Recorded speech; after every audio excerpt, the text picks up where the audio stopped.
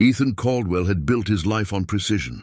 At 40 years old, he was one of New York's most respected self-made millionaires, the kind of man whose name carried weight in boardrooms and courtrooms alike. He ran a private investment firm from the top floors of a glass tower, overlooking the Hudson River, where decisions worth millions were made in silence and efficiency. Very few people knew that the silence around him was not a choice. Ethan was deaf. He had lost his hearing as a teenager after a sudden illness, and from that moment forward, the world changed. Sounds disappeared, but clarity did not.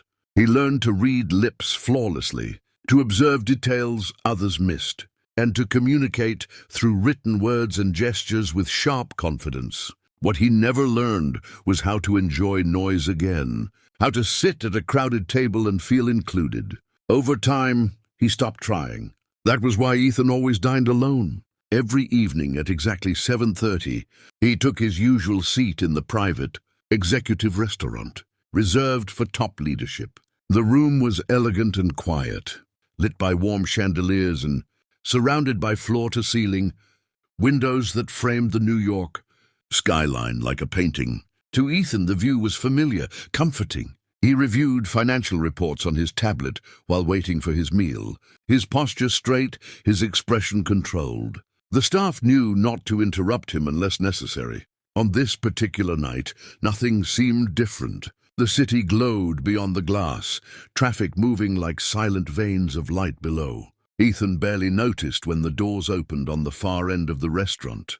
María Alvarez stepped inside, her heart racing. At 35, she was a hard-working, single mother doing everything she could to survive in a city that never slowed down. She wore a simple cleaning uniform, her dark hair tied back neatly, exhaustion visible in her eyes. Strapped gently against her chest was her 6-month-old baby boy, Leo. She had been scheduled for a late cleaning shift, and her babysitter had cancelled at the last minute. Missing work wasn't an option. Maria had planned to clean the hallway quietly, but Leo stirred, then squirmed. She rocked him softly, whispering calming words. But his small movements grew restless. Afraid he might cry and draw attention, she panicked and stepped into the nearest open space, the executive dining room. She froze when she saw Ethan. He looked up at the same moment, surprised to see someone there. Their eyes met. Maria immediately began apologizing, her lips moving quickly, fear written across her face. She clutched Leo protectively, ready to turn and leave. Ethan watched her carefully. He didn't hear the apology, but he understood enough. Slowly, he raised his hand in a calm gesture, signaling that she should stop. His expression was neutral but not angry. Before either of them could move, Leo looked up. The baby's face lit up as if he had found something wonderful. He reached out and Maria instinctively shifted her weight, preparing to leave. But Ethan gently shook his head and pointed to the empty chair across from him. His movements were slow and deliberate, meant to reassure rather than command.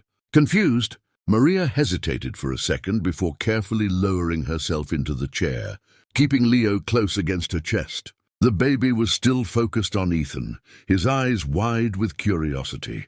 Ethan reached for his tablet and typed a short message, then turned the screen toward her.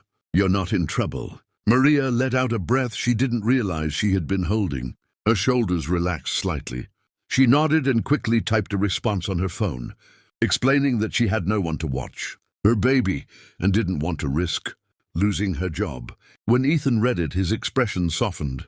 Leo leaned forward again, stretching his tiny hand toward the shiny watch on Ethan's wrist. Instead of pulling away, Ethan remained still. The baby's fingers wrapped around the metal, tugging gently. Ethan smiled, a rare and genuine expression that hadn't crossed his face in years. He studied the child closely, watching every movement, every change in expression, fascinated by how freely Leo explored the world. Maria watched the interaction with surprise. Most people became uncomfortable around her son, especially in professional spaces. But Ethan seemed at ease, as if the silence between them made everything simpler.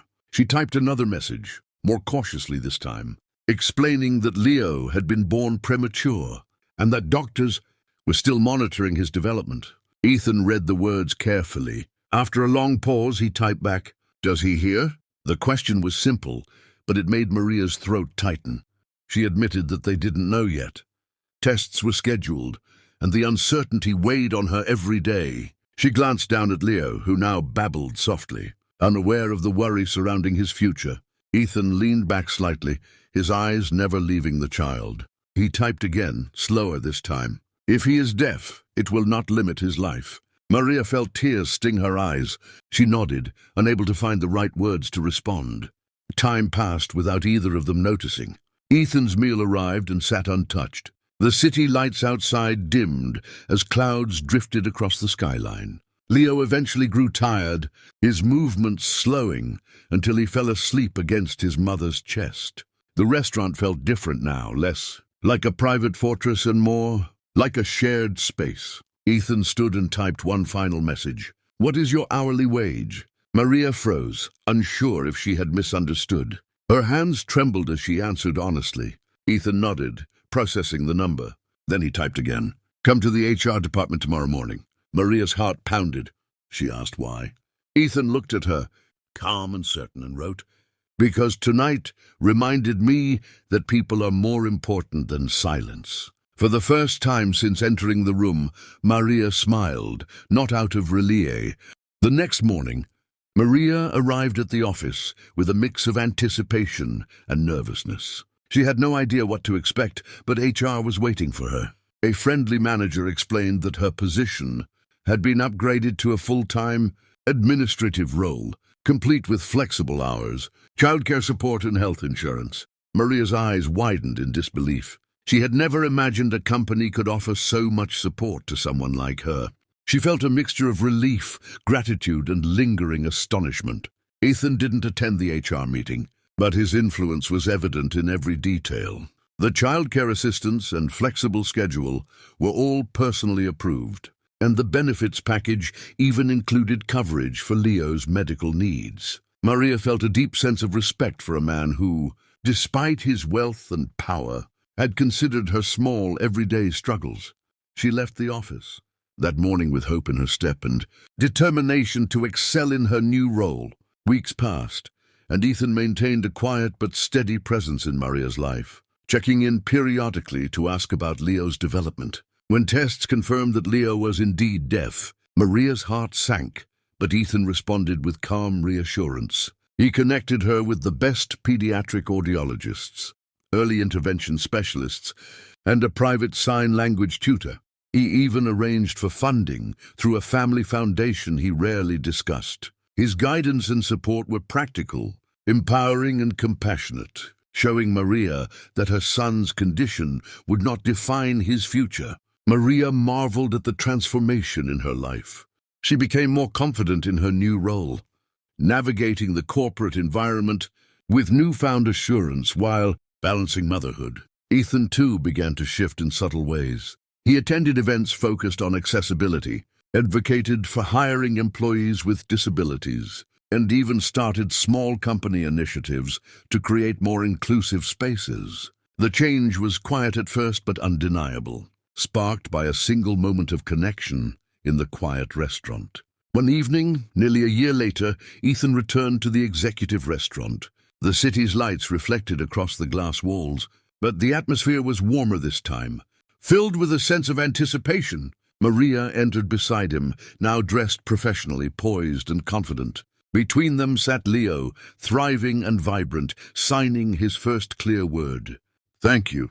Ethan's eyes welled with tears, not because of sound, but because he had finally experienced a conversation that required no hearing, no interpretation, only presence. The moment encapsulated everything he had missed in the years of silence: connection, trust, and the pure, unfiltered joy of human interaction. Maria reached over, placing a hand lightly on his arm, and smiled. Ethan returned the gesture, a quiet acknowledgement that their worlds had changed forever. For Leo, the language of hands and gestures would always be natural, but for to a life he never